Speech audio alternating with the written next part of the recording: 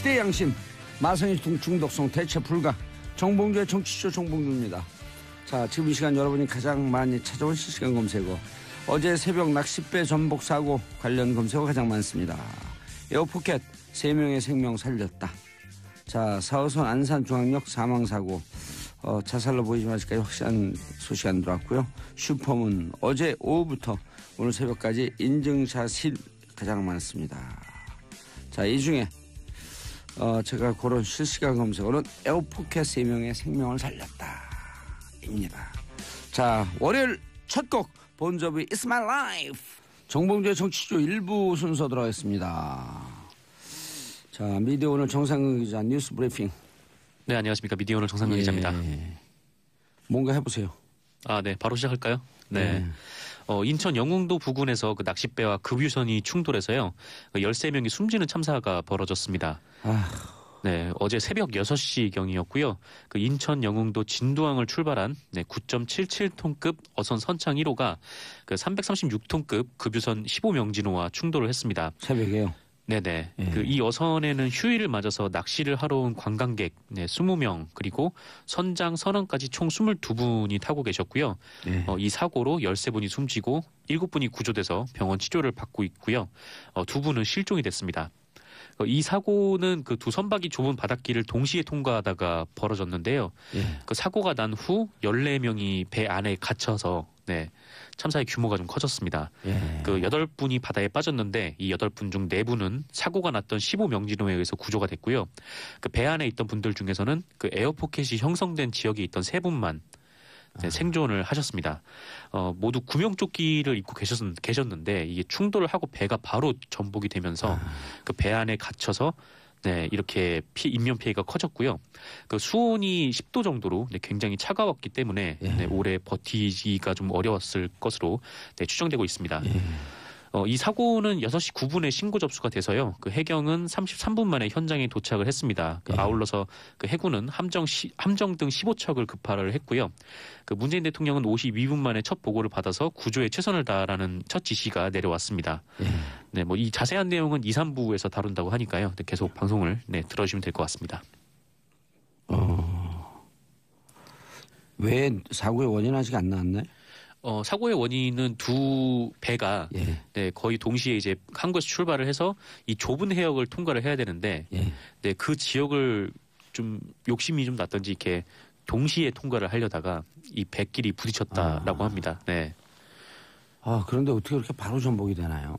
예, 이게 사실 이 급유선 같은 경우에는 336톤급이고 그 어선 같은 경우에는 9.77톤급이라 이게 사실상 그 트럭과 경차가 부딪힌 것과 비슷한 상황이라고 보시면 돼요. 그러니까 힘이 워낙 강력했기 때문에 30분의 1이니까 트럭과 경차도 아니고 그 4.5톤 트럭과 자전거쯤 부딪힌 것 같은데요. 네, 느낌이. 그래서 이제 굉장히 충격이 컸고 배가 이제 바로 뒤집힐 정도로 큰 사고가 났습니다. 출항하자마자 사고가 난 거네요. 네, 출항이 아마 6시경이었던 걸로 알려져 있는데 이후에 한 6시 9분경에 첫 신고가 들어왔으니까 그 사이에 출발하자마자 거의 바로 이런 사고가 나는 것 같습니다. 그렇죠. 좁은 어로를 통과하려고 했다고 하니까 막 출발하는 그 지점이 바다는 넓을 거 아니에요. 네네. 바다로 진입해서는. 네. 이런 안전사고가 계속 나고 어떻게 나갈 때마다 안전하고 그래도 선장들끼리 자기들끼리 서로 무전을 하고 그랬을 텐데. 네. 그래서 이게 지금 어떻게 된 건지 경찰이 조사를 하고 있는데 일단 해경은 이 급유선에 선장과 선원 2명을 업무상 과실치사 혐의로 일단 체포를 했고요. 그래서 조사를 이어나가면서 어떻게 될지. 6641님이 배에 대해서 좀 아시는 분 같은데 낚싯배 선실은 좁은 통로, 낮은 층고도 문제입니다. 큰 배들이 소형배, 무시풍토도 있고요. 선상의 위협은 비일비재합니다. 자, 다음 뉴스로 넘어가죠. 네, 그 미국에서 북한의 미사일이 그 대기권 재진입에 실패한 것 같다는 분석이 나오고 있습니다. 네, 그 미국 언론들이 미국 정부 관계자의 말을 인용을 해서 이런 보도를 하고 있는데요. 그 북한이 최근 발사한 그 화성 15호가 대기권에 재진입을 하다가 부러졌을 가능성이 있다, 이런 보도가 나오고 있다는 겁니다. 그러니까 북한이 그 미국에 이제 직접적인 핵 공격 위협을 줄 수 있는 그 ICBM을 만들려면, ICBM, 그 기술들이 몇 가지 중요한 기술들이 포함이 되어 있잖아요. 예. 일단 뭐 핵탄두를 소형화를 해서 ICBM에 탑재를 할 수 있는 기술 그리고 이 대기권 재진입 기술이 되게 핵심적인데 예. 이게 대기권 재진입 기술을 아직 보유하지 않았을 수도 있다. 네, 이렇게 그 미국 그 당국자들이 네, 보고 있다는 의미라서요. 네, 아직 뭐 한반도 정세에 좀 영향을 좀 미칠 것 같습니다. 예. 그렇군요. 그럼 또 뉴욕 타임스는 완전 완성된 거로 보는 그런 그 보도도 있고요. 근데 네. 어디에서 이렇게 보도를 한 건가요? 네, 미국 뭐 폭스뉴스라든지 아니면 뭐 다른 이제 여타 언론들에서 그렇게 보도를 하고 있는데요. 네. 희망사항은 아니고요. 네, 뭐 이런 보도들이 좀 나오고 있고, 근데 뭐 조선일보 같은 경우에는 이 맥마스터 미국의 이제 맥마스터가 뭐 전쟁, 전쟁 위협이 높아지고 있다라는 그런 분석을 내놓기도 했다라는 보도도 나오기는 하는데요. 네. 근데 조선일보가 단독 취재한 거예요, 아니면 미국 언론을 인용해 갖고 한 거예요? 뭐 이 역시 미국 언론을 통해서 이렇게 맥마스터가 이런 말을 했다라는 보도가 나온 상태입니다. 예. CNN, 폭스 뉴스 등이 재진입 실패 보도를 했고요.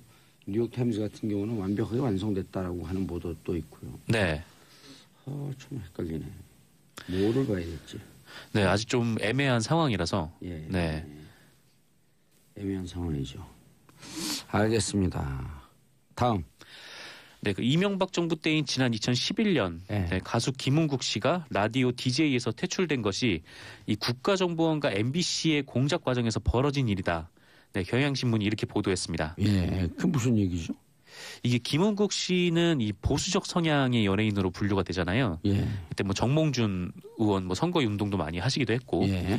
그래서 이 소식이 좀 의아하게 들리실 분들도 계실 것 같은데 이게 한마디로 간단하게 말씀을 드리면 그 당시 김미화 씨, 뭐 김여진 씨, 이런 윤도현 씨, 이른바 이제 국정원이 분류했던 그 좌편향 성향이라는 네, 그런 연예인들을 퇴출을 하기 위해서.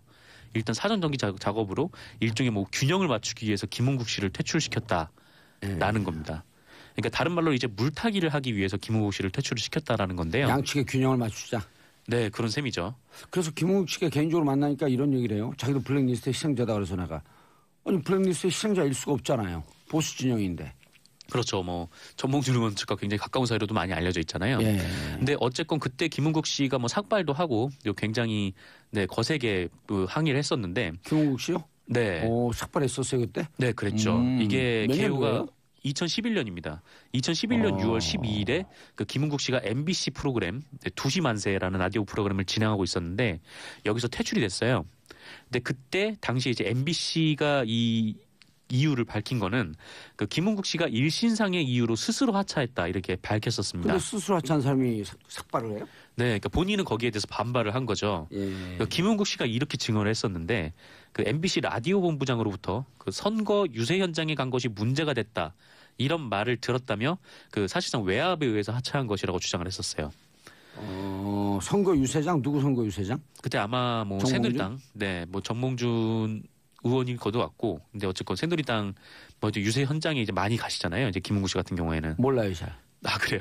관심이 없어갖고. 네, 하여튼 그런 일이 있어서 MBC에서 뭐 정치적 문제가 있다라고 하면서 당시 야당 선거 현장에 간 건 아니고 여당 선거 현장에 갔는데 네, 김은국 씨는 쭉 네 그쪽이었죠. 왜 방송인이 중립을 지키지 않고 여당 선거하는 데 가갖고 선거 운동을 해주냐 이렇게 문제 지적을 받았다는 거죠. 네, 이제 라디오 본부장이 그렇게 얘기를 했다라는 겁니다. 그래서 이게 뭐냐면은 그 경향신문이 2011년 6월 15일에 그 국정원이 작성한 MBC 대상 종북 성향 MC 연예인 퇴출 조치 협조 결과 문건에 나온 내용인데요. 예. 경향신문이 이 문건을 확인한 결과 그 국정원 2국은 김은국 씨가 퇴출한 이후에 그러니까 12일에 퇴출했잖아요. 근데 15일에 작성한 이 문건에 나온 내용입니다. 그 퇴출한 이후에 그 김재철 당시 MBC 사장의 측근이던 보도부문 간부를 만나서 이 김은국 씨 퇴출을 왜 시켰냐 뭐 이렇게 물어봤다고 합니다. 그러자 이 MBC 간부가 그 MBC 경영진이 그 김은국 씨 퇴출을 너무 쉽게 생각한 면은 있기는 한데 이는 MBC 내의 그 종북 성향 진행자와 그 연예인에 대한 퇴출 작업의 시작이라는 점을 알아줬으면 좋겠다라고 얘기를 했다는 거예요. 네, 네. 네, 특히 이 간부가 이렇게 얘기를 했는데요. 그 노조가, 그러니까 전국언론노동조합 MBC 본부가 그 김미화 씨를 축출할 당시에 그 형평성 원칙을 제기를 하면서 예로 들었던 게 이제 김은국 씨였답니다. 김미아 씨를 그러니까 정치적 의도로 퇴출시킨 거 아니다. 네. 정치적 의도로 퇴출시키면 우리는 이제 명확한 기준이 있다. 김홍국 씨를 왜 퇴출을 시켰겠냐. 네, 그런 거죠. 김홍국 씨 보면 그냥 균형 맞춰갖고 방송에 문제가 있거나 하자가 네. 있는 분들 퇴출시켰다. 그렇죠. 라고 얘기했다는 거죠. 그렇게 얘기를 하기 위해서 김웅국 씨를 네, 퇴출을 시켰다는 거죠. 근데 그 많은 사람 중에서 왜 해피 라예요? 그렇죠. 이제 김웅국 씨는 그렇게 함변하실 수도 있겠는데. 김웅국 씨가 으아 왜 나예요? 으아. 네. 이거 어떻게 받아야 되죠?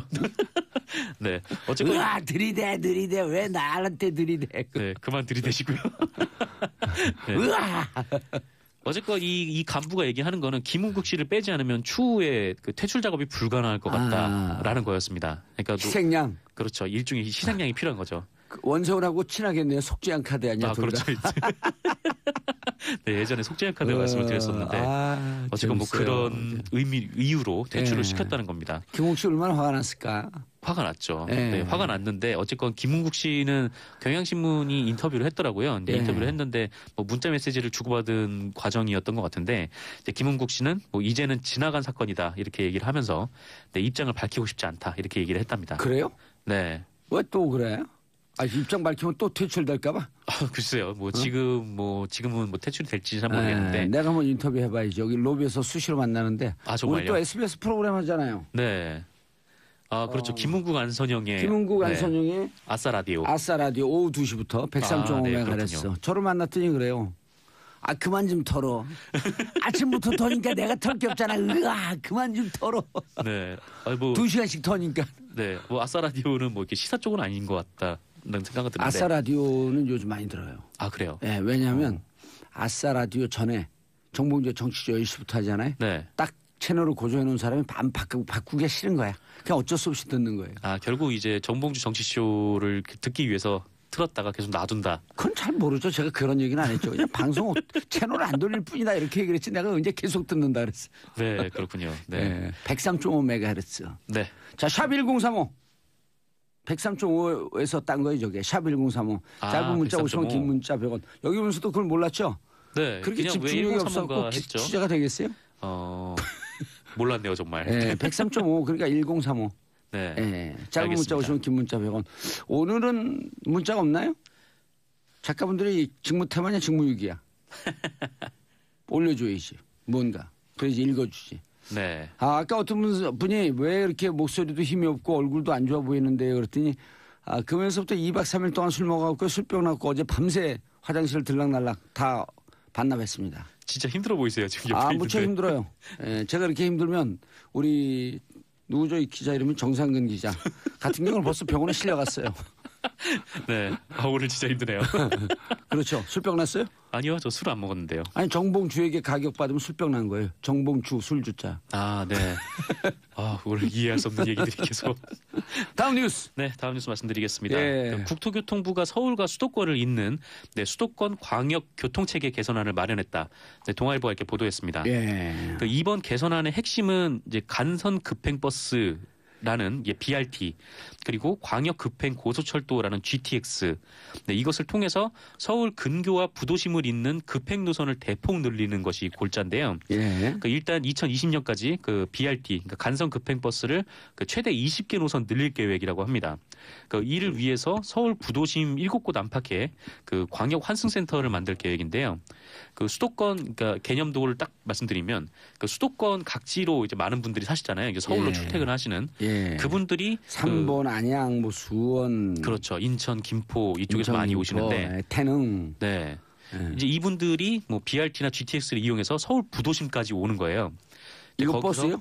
BRT, 네, GTX가? BRT는 이제 버스. 예, GTX는 이제 철도. 아하. 네, 이 두 개를 이용해서 서울 부도심까지 빠르게 오고 부도심에 도착하면 이제 서울 도심 안까지는 서울 내부의 이제 시내버스, 서울 내부의 지하철을 이용해서 그렇게 출퇴근을 하는 개념입니다. 지금 그렇게 하잖아요. 근데 지금 같은 경우에는 이게 노선이 만약에 김포에서 출발을 하면 서울시청까지, 그러니까 서울 도심으로 한 방에 들어가는 그런 노선들도 꽤나 많아요. 예. 네, 그렇기 때문에 그게 더 편하지 않아요?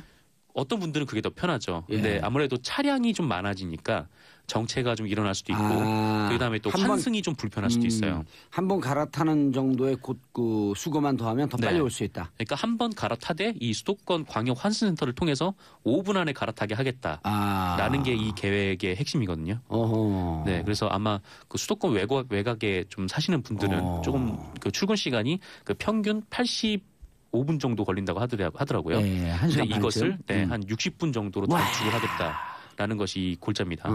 아울러서 그 외곽에서 이제 들어오는 데는 굉장히 지하철이 빽빽하고 버스도 사람이 많아가지고 굉장히 좀 힘든 출근길인데 그 웬만하면 다 오실 때 출근을 할 때 앉아서 올 수 있게 하는 네, 그렇게 교통체계를 앉아서 잠도 좀 자고 네. 간단하게 피로도 풀면서 빨리 온다. 빠르게 올 수 있는. 여기서 국토부의 캐치프레이즈가 이거겠네요.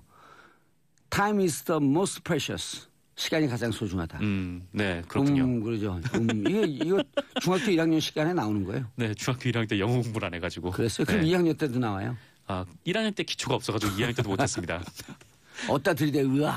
왜 나만 뒤출시켜 김은구 으아. 네. 그럼 이거 무척 정말 의미가 있는 거네요. 네, 그렇죠. 아무래도 출근도 번개처럼 내리자마자 차 딱 대기하고 있고.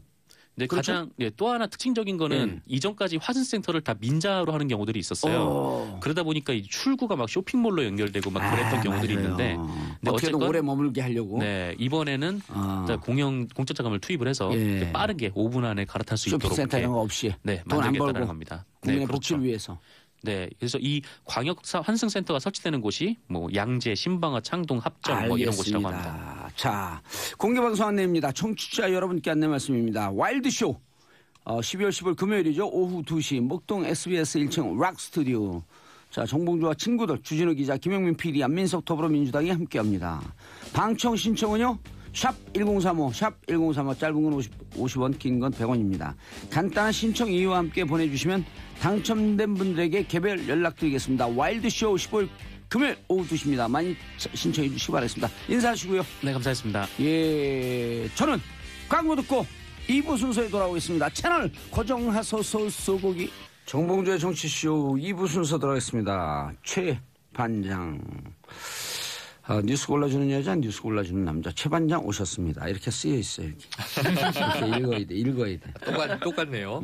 똑같죠? 예. 우리 그 작가님들 엄청 열심히 하는데 이거 안 읽으면 끝나고 난다. 떼치.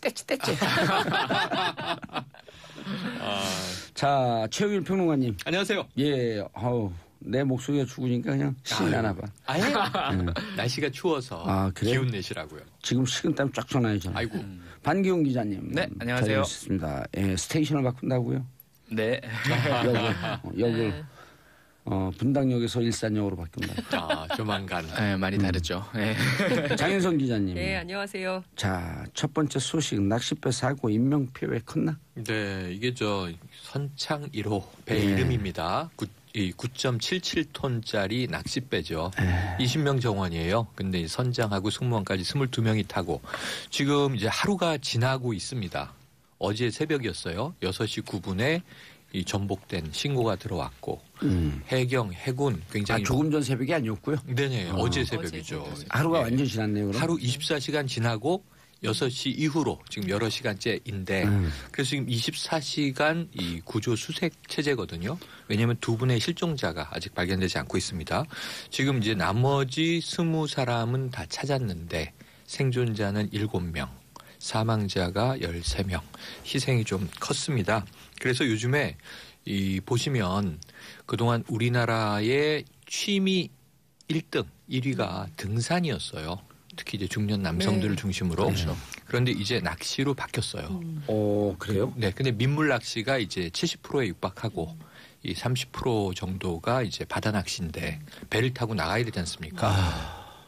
바다 낚시 하시는 분들은 그 손맛이라든가 또 항해하는 맛, 배 위에서 이제 회 떠서 먹는 맛 이런 거 너무 좋아하시는데 그만큼의 위험이 수반됩니다. 그러니까 어제만 해도 이제 영흥도 인근 해역이었는데 좁은 협수로예요.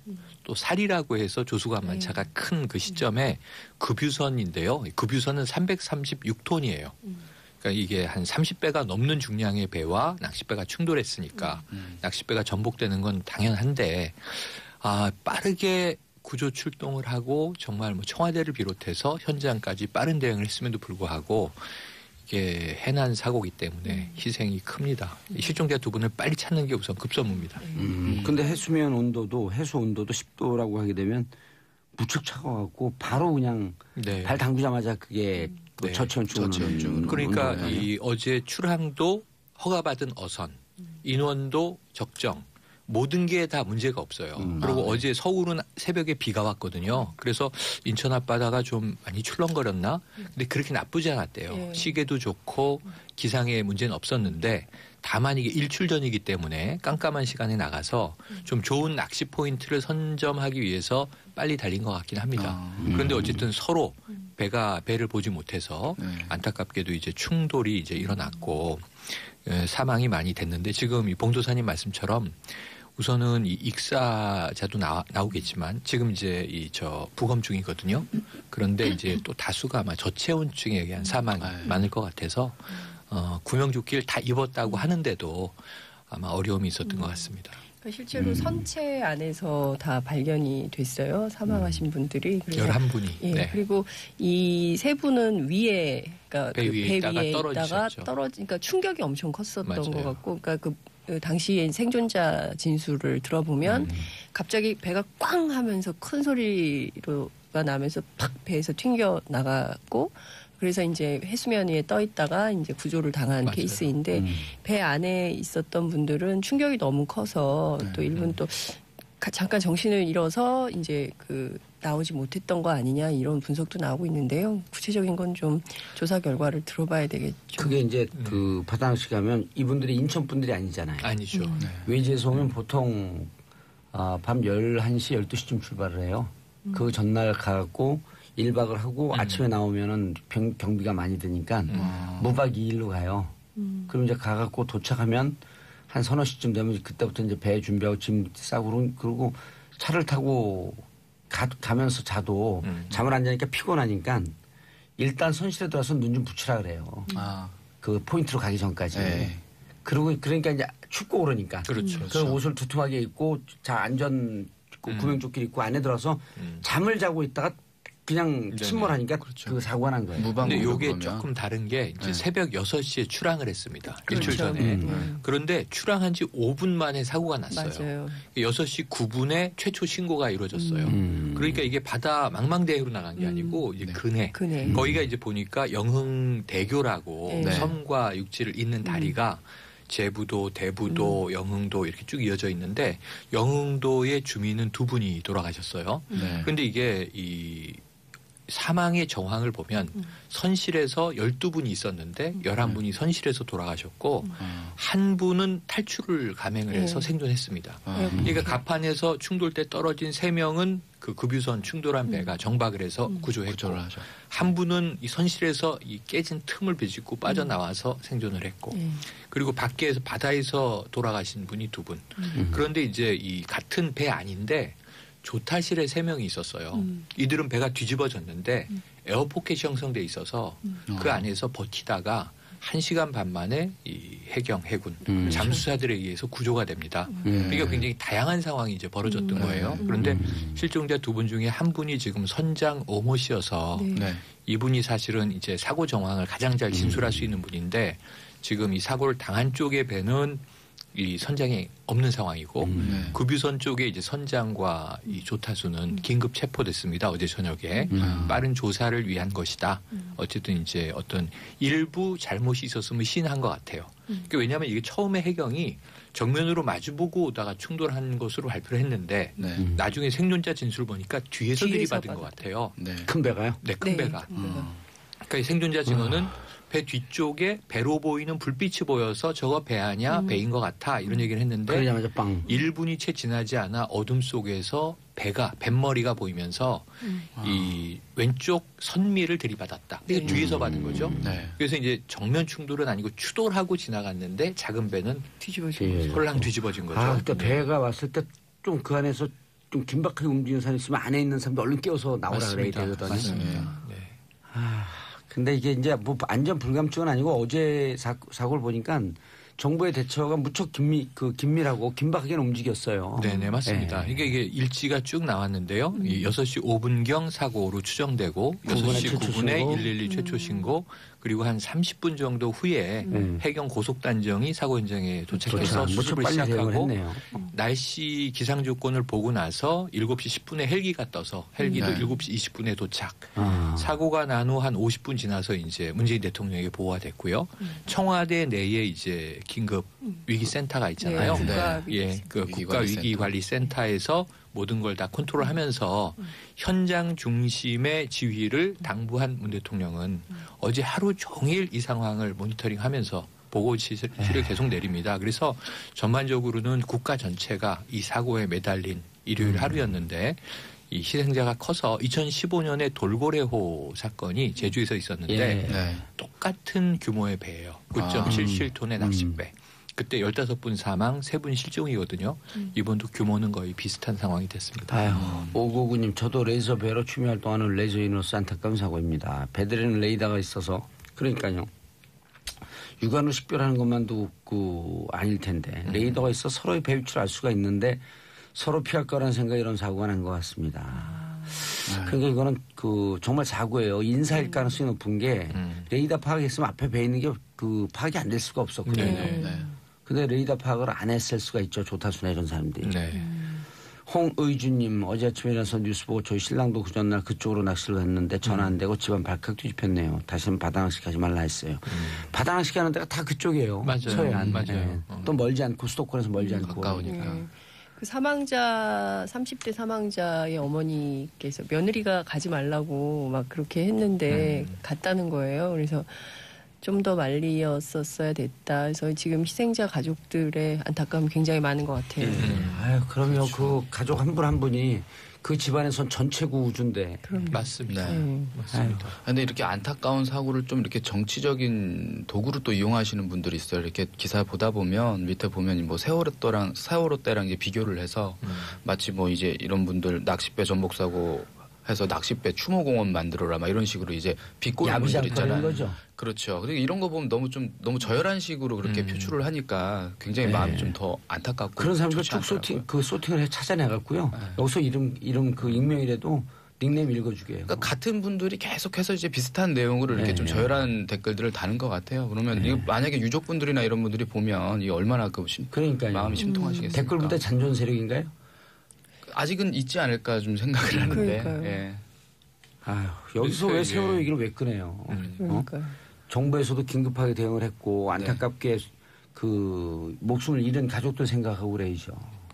맞습니다. 월요일 아침부터 우울한 소식이었고 미안하네요. 그래서 어제 하루 종일 특보 속보들이 많이 뉴스로 나왔고요. 어젯밤에도 저도 뭐 방송에 갔는데 이 밤새도록 이 선박과 헬기를 동원해서 서치라이트와 조명탄 어젯밤에 150발 터졌는데 밤사이에 두 분이 좀 찾아지길 기원했는데 우리가 늘 이야기하는 골든타임은 많이 지나갔고 어쨌든 빨리 이분들이 좀 발견이 돼야 될 것 같습니다. 이 정도 온도면요.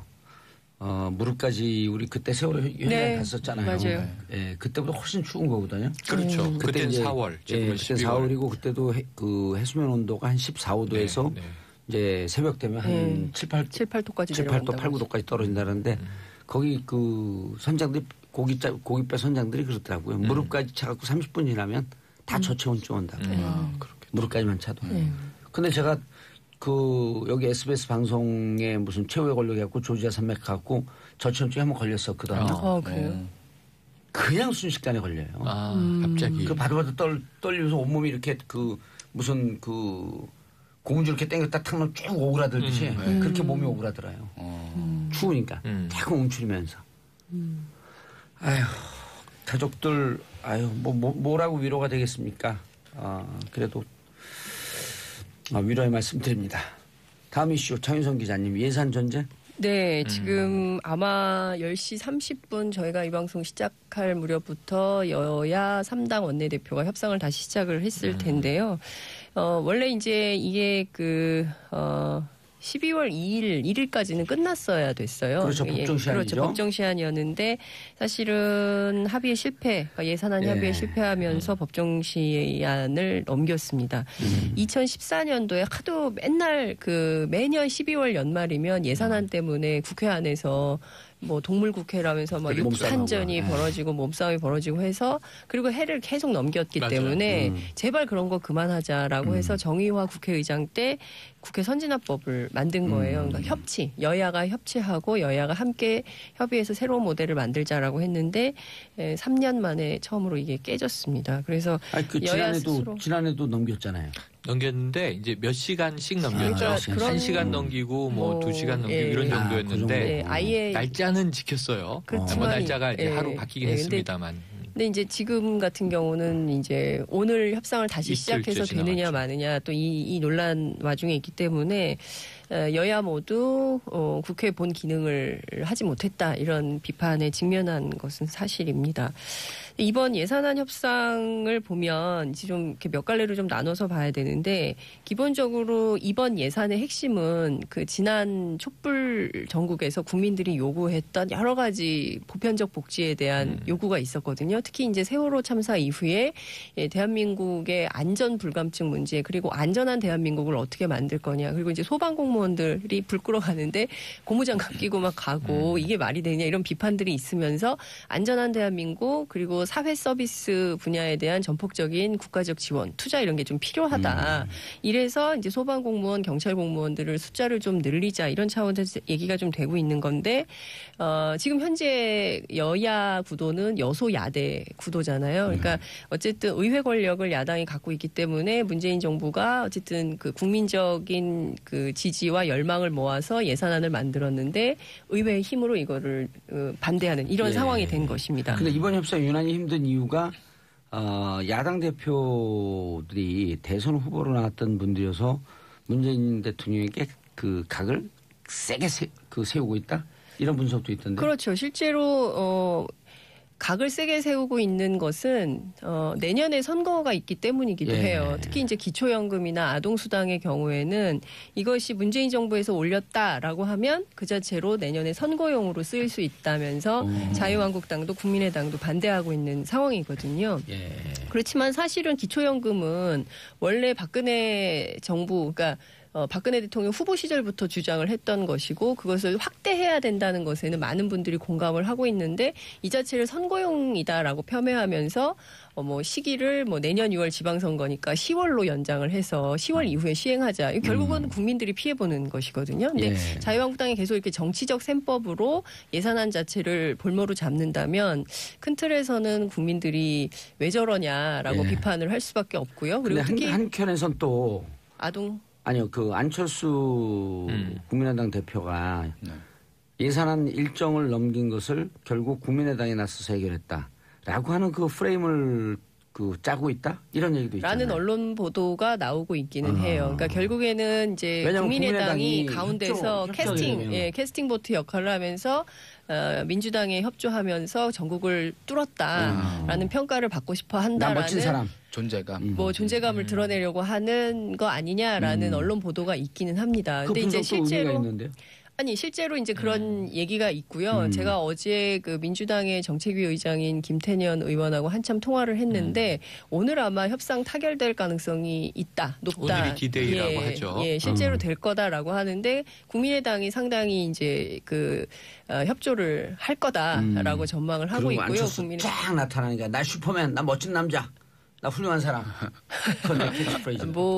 그거는 봉도사님의 캐치프레이즈세요. 어찌됐든, 그러니까 지금 국면은 지금 협상 이제 시작을 했는데, 몇 가지에서 타협점이 있다. 첫 번째, 이제 공무원 연금 같은 경우에는 민주당의 경우에는 12,200명을 주장을 하고 있고, 자유한국당은 7,000명, 국민의당은 9,000명 이렇게 주장을 하고 있어요. 그러니까 3당이 각자 이제 인원을 가지고 1,000명 이하는 깡내 못 깡내 막 이제 이러고 있는데 정말 필수한 인력이 어느 거냐 이걸 좀 봐야 되는데 정치권에서 이런 이제 숫자 노름으로 해결할 문제는 아닌 것 같은데 제가 취재를 해보니까 아마도 중간 어느 즈음에서 타결이 될 거다. 공무원 숫자는. 그러니까 12,200명에서는 물러서고 9,000명에서는 올라가는 그 선 어디쯤 되지 않을까라는 라는 얘기들을 자유한국당 7천 명 무시하고 자유한국당 7천 명은 그것은 도저히 받을 수 없는 안이라는 근데 이제 민주당도 오히려 국민의당의 협조가 꼭 필요하니까 네. 국민의당을 끌어들이기 위해서 지금 이제 정치적인 해석은 호남 제2고속철의 무한공항을 그렇죠. 거치게 해준 것은 호남 국민의당을 예산. 배려한 것 아니냐. 네. 그래서 이제 국민의당도 이제 우호적으로 받아들이고 있는데 네. 자유한국당은 국민의당을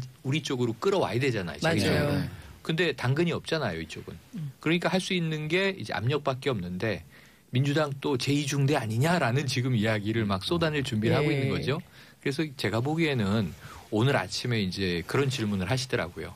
이게 주로 진보 정부는 이제 큰 정부 지향, 그리고 보수 정부는 작은 정부 지향이니까 그런 이제 전통적인 국가 재정론의 시각 차이로 다투는 거냐. 그래서 저는 그거 아니다.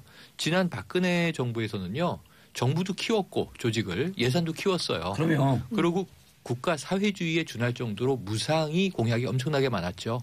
노인들에 대한 무상, 물론 안 무상 했지만. 예, 안 했지만 안 했죠. 반값 등록금도 이제 네. 나왔었고 그런데 문제는 그거보다 지금 못 미치는 이제 수준인데 일자리 집중으로 가요. 차이는 뭐냐면 개인을 지원하는 거냐 기업을 통해서 지원하는 거냐 차이는 있습니다.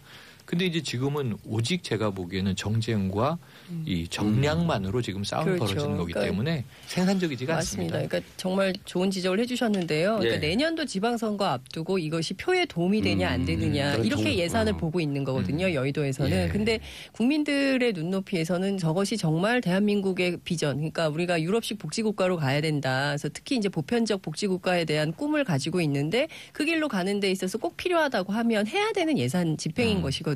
그리고 관련해서 소득세하고 법인세에 대한 조정이 필요한 그렇죠. 측면도 있는 거예요. 그래서 세법 사실상 개정안. 이명박 정부 이전으로 법인세를 회복해야 된다라는 주장도 있는데 이것조차도 자유한국당이 받아들이지 않고 있기 때문에 공전하고 있는 이런 예, 상황입니다. 알겠습니다. 자, 예산 문제 이 정도 보고 하고요.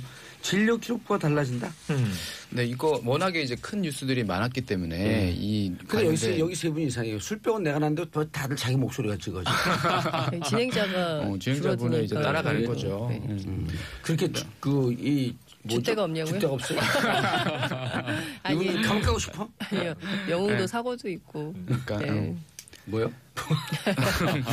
예, 진료 기록부. 예, 요 내용도 어떻게 보면 좀 필요한 소식일 수 있어서 네네. 아마 좀 알아두시면 좋을 것 같아서 말씀 예. 좀 갖고 나와봤는데 이제 우리가 병원에 가서 이제 진료를 받고 하면 거기서 이제 상세한 뭐 처방전이라든지 어디가 아프고 뭐 이런 것들 진료 기록을 남기잖아요. 예. 이런 것들 남기는데 앞으로 이제 의료기관이나 의료인들은 이런 진료 기록부 원본에다가 수정한 내용까지도 반드시 보관을 하고 또 환자가 요구를 하면 발급을 해줘야 된다라는 내용을 담은 개정안이 이제 통과가 될 예정입니다. 의미 있는데요?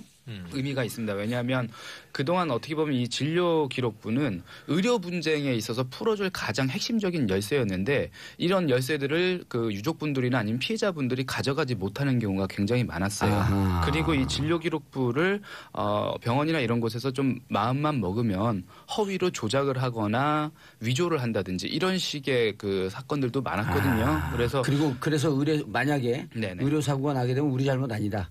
그렇죠. 라는 식으로 그러니까 뒤집힐 수도 있고. 맞습니다. 그러니까 예를 들면 이런 사고가 하나 있었어요. 지난 9월에 이제 수술 집도의와 전공의가 이제 경찰에 잡힌 사건이 있었는데 그 내용을 알아봤더니 뭐냐면 축농증 수술 환자였어요. 예. 그래서 이제 코 수술을 하다가 환자가 사망을 했습니다. 어머머. 사망을 했어요. 근데 환자가 숨진 뒤에 이 의사들이 어떻게 했냐면 진료 기록부에다가 경과 기록지 뭐 이런 수술 기록지에다가 피해자가 수술 전에 이미 머리뼈 바닥에 구멍이 있다라고 이제 가짜로 허위로 추가로 수정을 해놓은 거예요.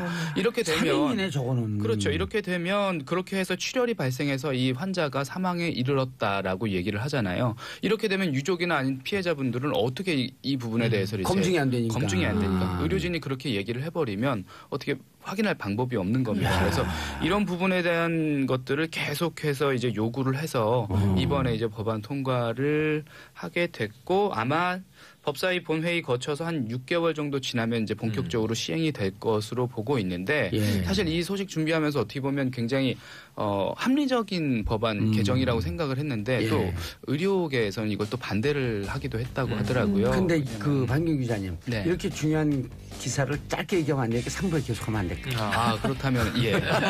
광고 듣고 3부 돌아오겠습니다. 채널 고정 어서서. 정봉주의 정치쇼 3부 순서 들어가겠습니다. 월요일 최반장 최영일 평론가 반기훈 기자 장윤성 기자님 함께하고 계십니다. 월요일날 보통 우리가 신나게 힘차게 맞아요. 시작해야 되는데 네. 기사도 좀 우울하고 그리고 제 속도 좀 우울하고 술병이 나가고 제가 정봉주가 술주자여서 이게 굉장히 세는데 그냥 제가 술병이 날 정도면 여기 계신 분들은 다 실려갔어요. 응급실에. 네. 자, 반기훈 기자님. 네. 그런데 병원이나 의사들은 상식적으로 우리 같이 이걸 객관적으로 보는 사람들은 네. 병원이나 의사들은 당연히 반대한다. 음. 왜? 그 전에 이 법이 없을 때는 네. 슬그머니 뭐 눈 감고 가리고 그렇죠. 그 본인들 피 안 보는데 지금 이제 투명 경영을 해야 되거든요. 저 까다로워지는 거고 이제 진료 기록부를 이전에도 이제 환자 본인이나 유족들이 이제 요구를 하면 보호자가 요구를 하면은 열람할 수 있게 하는 제도는 있었죠. 그거는 있었는데 문제는 이제 병원 측에서 이걸 뭐 수정하거나 바꾸거나 새롭게 추가 기재를 하거나 이런 부분에 관련된 법 자체가 없었던 거예요. 이전에는. 그래서 이 법안이 지금 굉장히 좀 의미가 있는 법안이라고 생각이 되고요. 환자 단체에서는 당연히 그러니까 환자 쪽에서는 이게 당연히 꼭 필요했던 건데 이제서야 대단히 너무 늦었다. 그렇지만 환영한다. 이런 입장이고 병원하고 의사협회 쪽에서는 표면적인 이유는 그렇습니다. 현행 제도만으로도 진료기록부 원본 보존 방법이 가능하다. 그리고 이렇게 바뀌어 버리면 앞으로 이제 행정 부담이나 이런 이렇게 운영하는 데 있어서 여러 가지 인력도 더 넣어야 되고 되게 부담이 크다. 그러니까 이해가 안 이건 되는데 우리가 그냥 쓰면 반대한다. 되지 뭐가 더 들어가요? 근데 뭐 어쨌든 이해가 안 이제 이분들의 입장은 행정부담이라는 말 그렇습니다. 자체가 배어 있는 것 같아요. 근데 우리가 또 이런 생각을 해봐요. 지금 의료사고나 이런 그 피해자분들에 대한 어떤 당연한 절차잖아요. 그분들에게 필요한 여러 가지 새로운 법인데 보험 사기 예방에도 이게 도움이 됩니다. 왜냐하면 이제 쉽게 얘기해서 환자가 별로 없는 병원에서 이렇게 가짜로 진료 기록부를 조작을 해서 허위 환자를 속칭 말하는 나이롱 환자들 데려다가 환자들에게도 일정 부분 이렇게 해주고 자기네들은 이제 국민건강보험공단에서 맞아요. 따로 이제 수가를 또 챙기고 그거 다 국민들 세금이거든요. 맞습니다. 그리고 그런 식으로. 이게 우리가 여기 하나의 철학을 얘기해 줘야 돼요. 우리가 언어의 연금술사냐. 보통 사람들이 말을 하면서 말은 자기 거라고 생각하거든요. 말은 누구 거예요? 내가 말을 하잖아요. 말은 듣는 사람 사람들의 것이에요. 것이죠. 내 입에서 나왔지만 듣는 사람 것이거든요. 맞습니다. 병원 기록은요. 자기들이 보관하고 있을 뿐이지 환자 것이에요. 그렇죠. 맞습니다. 환자에 대한 기록인데 그게 왜 자기들 거야? 그렇죠. 그냥 자기들이 행정 편의상 잠시 보관하고 있을 뿐이에요. 그럼 내 기록 내놔라. 네. 그건 내 거다. 그럼 그냥 줘야 되는 거예요. 그럼 너 내 기록 고쳤어? 왜 내 걸 고쳤지? 이렇게 되는 거 아니에요? 근데 무슨 그렇죠. 행정 인원이 더 들어? 저는 대한민국에 제일 부족한 게 피해자 중심주의. 인간 중심주의에 그게 사람. 그러니까 사람을 뭐냐면 어떤 사고가 나면 앞에 우리가 얘기했던 낚싯배 사고도 선창이로도 그렇지만 그러니까 피해자가 어떤 상황인지를 먼저 살피고 그럼요. 이런 생각이나 판단이 중요한데 그게 아니라 이를테면은 가진 사람들, 갑질하는 사람들의 지위에서 판단하게 되는 거예요. 행정 인력이 들어가면 어때요? 그러니까요. 지금 행정 인력이 뭐 필요하고 행정 부담이 커진다. 이거는 사실 피해자 가족분들이 들었을 때 어떤 심정이겠습니까? 그렇죠. 그리고 이 진료 기록부가 지금 굉장히 중요한 건데 지금도 이제 계속해서 보관을 해야 돼요. 그러니까 이 병원이 폐원을 하더라도 10년 동안 갖고 있고 그 이후에는 보건소에다가 진료 기록부를 넘겨야 되고 이런 규정이 있습니다만 지금 현재 그것도 잘 지켜지지 않고 있어요. 그렇죠. 그리고 저는 이게 이번에 법 개정이 돼도 손대는 병원들이 많을 거거든요. 그렇죠. 손 댔을 경우에 처벌 규정을 엄히해야 돼요. 네. 절대 손을 못 댈 수 없게끔. 네. 그러니까 어쨌든 이제 첫 단추를 끼운 거니까요. 이제 관련돼서 이제 더 보강을 하고 강화를 해서 정상으로 좀 돌리는 조치가 근데 필요한. 병원도 좋을 텐데 왜냐하면 이렇게 되면 진료를 건수 중심으로 아니고 정말 환자 중심으로 하거든요. 그럼 제2차, 3차 사고가 안 나잖아요. 의료비용이 주는 거예요, 상대적으로. 글쎄 그렇게 생각을 하면 좋은데 병원 입장에서는 이제 단순히 이제 좀 투명하게 만든다는 것 자체가 여러 가지로 좀 귀찮고 어떻게 보면 좀 번거롭게 느껴질 수 있으니까 아마 그런 식으로 반대를 한 것 같습니다. 정부도 투명성을 강화하는데 그러니까, 모든 분야가 투명해져야죠. 맞습니다. 이런 때 하는 말이 있어요. 그냥 투명하지 않고 음지에서 슬쩍 수정하면 음지에서 곰팡이 쓴다 그래요. 햇볕을 그렇죠. 쬐면요. 네. 다 곰팡이 사라지는 거예요. 그렇죠. 예. 알겠습니다. 다음 이슈 최윤 평론가님. 네. 우병우 절친. 자, 최윤수 전 차장 구속영장 기각. 예, 어제 저는 알았어요. 네? 기각을요? 네, 저는 예측하고 있었어요. 왜냐하면 최윤수가 실질적으로 네. 전체 상황을 보게 되면 우병우가 부산 그 2차 장으로 있을 때 전화해갖고 국정 가라니까 나는 갈 수 없다. 전문성이 아니다. 그때 이제 우병우가 그랬다는 거예요. 국가에 대한 애국심. 그다음에 대통령에 대한 충성심. 그럼 내가 시키는 대로만 해라. 그리고 오케이 하고 갔다는 거거든요. 그러니까 전체적으로 이 자리에 자기가 꽂아 놓지만은 전체 업무상에서 늘 이렇게 껴있진 않았더라고. 네. 그래서 이 업무에 대해서 조금 잘 모르는 상황이 있을 수도 있다 그래서 저는 50대 50으로 봤어요. 반반. 네. 반기용 반반. 자, 그런데 이제 어제 그 영흥도 안타까운 사고 소식, 그리고 이제 그 어제 영흥도 사고 소식의 뉴스로 예. 이게 하루 만에 좀 묻힌 감이 있는데요. 그렇죠. 토요일 아침에는 이제 이 문제가 제일 시끄러웠습니다. 최윤수 전 국정원 2차장. 이 사실은 이제 구속영장이 청구가 됐는데 실질 심사에서 토요일 새벽에 나온 결과는 기각 이렇게 나왔어요. 그래서 아침에 또 이제 판사 이름 실거 모르고 오면서. 시끌시끌했는데요. 네. 그랬는데 결국 이게 누구냐 하면은 바로 우병우 전 수석으로 가는 핵심 길목이다 이렇게 여겨졌던 인물인데다가 대학 시절부터의 절친이에요. 워낙 이제 저 서울대 시절부터 절친. 서울대 84학번. 네. 동기죠. 우병우는 19기. 그리고 여기 예. 최윤수는 22기. 그래서 제가 이 동양 출신으로 대학 시절부터 이미 가까웠다 그랬더니 이 최윤수 전 차장은 부산이고 부산이요. 그리고 이제 우병우 수석은 경북, 봉화. 예예, 영주 쪽. 영주. 그래서 다른데요. 그랬는데 사실은 이 최윤수 전 차장도 출생지는 경북 김천이에요. 그래서 같은 네. TK로 보는데 구미 김천. 예, 학창 시절은 이제 성장기엔 부산에 가서 이제 성장을 했죠. 예. 하지만 이제 우리가 늘 고향 어디야? 그럼 이제 아버님 고향이나 출생지를 얘기하지 않습니까? 여기서 고향 어디야 그러지 않는데 네, 고향 네. 어디고? 아, 그렇죠. 아버지 뭐 하시노 이 생각이네요. 어디고? 네.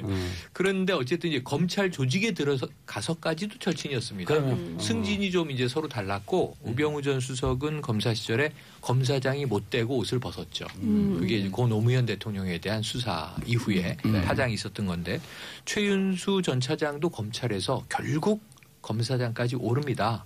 그런데 이제 이 검사장으로 오르던 시점이 우병우 민정수석 시절이에요. 그런데 검사장을 달고 3개월 후에 이제 우병우 전 수석이 권유했다는 거죠. 자, 국정원으로 가라. 이제 말씀하신 대로 네. 그 흐름 이후인데 지금 부산 고검 2차장으로 있을 네, 때요. 네, 맞습니다. 근데 이제 혐의가 뭐냐 하면 자, 이 이석수 특별감찰관이 우수석, 당시 수석의 비위행위를 감찰하려고 나서자 역사차를 해요. 그리고 이제 사건을 터뜨려요. 그런데 이제 그 당시에 이게 국정농단 초기에는 뭐라고 보도가 됐었냐면 이석수 당시 감찰관하고도 워낙 친한 선후배 관계라 전화해서 형 미쳤어? 감히 나를 지금 감찰해? 뭐 이런 얘기를 이제 했던 것으로 전원이 됐는데 이석수 당시 특별감찰관이 최근에 우전 수석의 이제 공판에 나가서 이 증언을 하죠. 네. 전화가 와서 일주일만 지나면 언론은 잠잠해질 텐데 지금 선배 왜 이러시는 겁니까? 라고 얘기를 했다는 얘기를 증언을 했어요. 그런데 이제 이러한 일의 뒤에서 우 전 수석이 자기에게 다가오는 감찰과 이런 여러 가지 비위에 대한 칼날을 막기 위해서 활용한 게 국정원이고 결국은 이윤수 당시 차장이다. 이 밑에가 바로 추명호 국장인데 그렇죠. 추 국장은 구속돼 있습니다. 예. 그러니까 추 국장, 최 차장, 우수석 이렇게 올라가는 라인인데 중간 지금 단락이 일어난 거예요. 검찰 수사 입장에서는. 그래서 앞으로 이게 우 전 수석에 대한 구속 수사라든가 혹은 이제 지금 또 진행되고 있는 재판 이런 문제에 좀 제동이 걸리는 것 아니냐 하는 좀 관측이 나오는 이렇게 보면 상황입니다. 돼요. 간단하게 조직 이게 늘 그 조직을 잡을 땐 조폭 논리를 적용하거든요. 검찰에서. 아니, 그게 웃을 일이 아니라 그렇게 얘기해야지 금방 이해가 돼요. 예를 들어 그 조직의 보스가 상대방 보수 야 제 손 좀 봐 할 때 가서 어깨를 뚫어 구체적으로 지시 안 한다는 거예요. 저 요즘 기분 나쁘다. 너는 뭐 하고 있냐? 손 그럼 좀 다 봐. 끝났다는 거예요 이게. 그래서 기획의 공모라고 하는 건 구체적이지 않아도 된다. 네. 근데 예를 들어서 최윤수가 조직의 2인자거든요. 네. 2인자예요. 네. 2인자인데 저쪽 그 나이트클럽 공격하는 건 알았는데 저는 그때 뒤에서 뒷짐만 주고 그냥 왔다 갔다 했는데요. 이런 구속 안 시켜요? 그러니까요. 그거는 똑같은 거예요. 내가 잘 모른다고 해서 구속 안 시키니까 그러니까 그런 조직의 논리로 일반인이었으면 구속이 되고도 남았으니까 일반 국민들의 법감정에서 이해가 안 되는 거예요, 이게. 그렇죠. 특히 이제 오민석 판사의 판결 관련해서 이제 주말 사이에 비판이 굉장히 많았는데 이분이 지난 2월에 우병우 전 수석에 대해서 영장 기각했던 예. 분이고요. 그리고 추선희 전 사무총장, 예. 오버이연합이죠. 이분 영장도 기각을 했어요. 그리고 국정원 댓글 사건 관련한 전현직 간부 2명에 대해서도 또 풀어줬어요. 그러니까 예. 뭐냐, 왜 이렇게 자꾸 풀어주는 것이냐, 좀 국민들이 납득할 만한 어떤 판결 이런 게 있어야 되는 거 아니냐 이제 이런 비판이 계속 나오고 있는데요.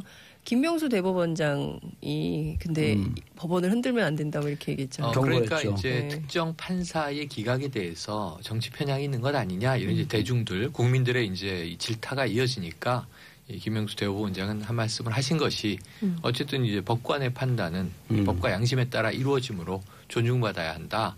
흔들지 마라 이런 얘기를 했는데 네. 이게 또 좀 무색하게 인천지법의 김동진 부장판사는 맞아요. SNS를 맞아요. 통해서 이것은 좀 문제가 있다라고 내부에서 법관사회에서 문제 제기를 또 한 상황이에요. 아니 이것은 좀 문제 제기가 있다고 그런 게 아니고 제가 19년 만에 네. 19년 자기가 만에 법관 그 판사 된 지 19년 네. 만에 처음 보는 거고 옆에 네. 판사한테 물어봐도 그런 어느 누구도 네. 이것을 납득하는 사람이 없다. 맞아요. 그래서 네. 그럼 딱 찍어요. 네. 형사 부장 판사가 자신의 직을 이용해서 이렇게 다 내보내고 있고 서울 법원 전체 판결을 뒤집어 엎어버리는데 그렇죠. 왜 이걸 문제 제기하는 걸 정치적 의사표명이라 그러냐. 그러면서 김명수 대법원장한테 일종의 네, 들이받는 거예요. 네, 네, 그렇죠. 네, 네. 강한 문제 제기를 했죠. 법관은 자신이 독립적인 법적 기관이니까 네. 충분히 할 수 있죠. 저는 근데 한마디 더 나갔으면 좋겠어요. 오민석 권순호 부장판사, 영장 전담 판사죠. 네. 그다음에 강영부 네. 그 판사의 부장판사 네. 아니고 이분들이 지금 영장 전담을 하는데 이분들 언제 임명됐습니까? 올 2월에 임명됐거든요. 그때 법조계에서 야, 이 국정농단 사태 때 이거 누굽니까 양승태 대법원장이 네.